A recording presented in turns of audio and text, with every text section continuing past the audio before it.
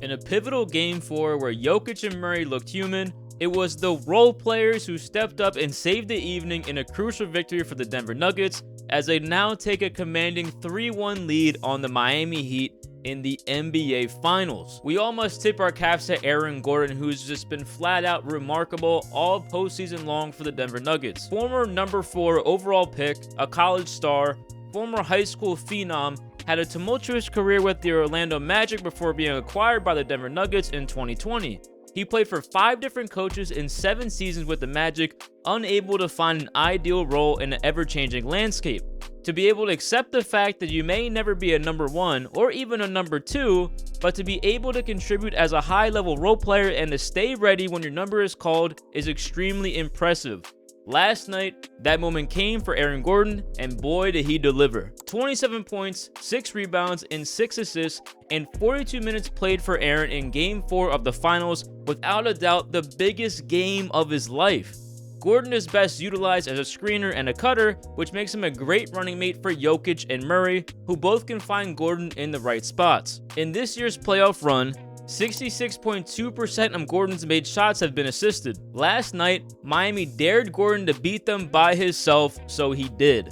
Often throughout the game, Miami switched the little guy onto Gordon in a one-on-one situation, and he took advantage every single time, whether he finished strong at the rim or drew a foul. Aaron made 7 of his 9 shots at the rim in last night's game, but what was most impressive was his shooting from beyond the arc. All 3 triples by Gordon were at huge moments in the game. This marks Aaron's 3rd game of the series of 70% or better field goal percentage. Not only is he playing very well on offense as a role player, most importantly, he's been holding it down on the defensive end too. Aaron's length and strength has certainly bothered Jimmy Butler quite a bit, as Jimmy has struggled to get to his spots all series long. The Nuggets made the adjustment in Game 3 to guard Jimmy one-on-one instead of sending extra help, and Gordon is a big reason why Denver can get away with it. It was Aaron Gordon for the first 3 quarters, but it was Bruce Brown who held it down in the 4th quarter for the Denver Nuggets after Jokic got put on the bench for this egregious whistle that gave him his 5th foul. Bruce Brown finished the game with 21 points, but he led all 4th quarter scorers with 11 points in the final frame. The offense began to sputter when Jokic hit the bench with his 5th foul, but the Nuggets kept it afloat. When Jokic left the game, the lead was 10, and when he came back in, the lead was just 9. Only losing a 1-point advantage in the 4th quarter while Jokic is gone is absolutely massive and is a testament to how well coached this group is and how much talent this rotation has. When the time came to put the Heat away, Bruce Brown delivered when the team needed it the most. Bruce Brown was drafted in 2018 in the 2nd round as the 42nd pick and has had stops in Brooklyn and Detroit. Brown showed flashes of two-way potential in the 1st round of the playoffs last year when the Celtics swept the Nets in the 1st round.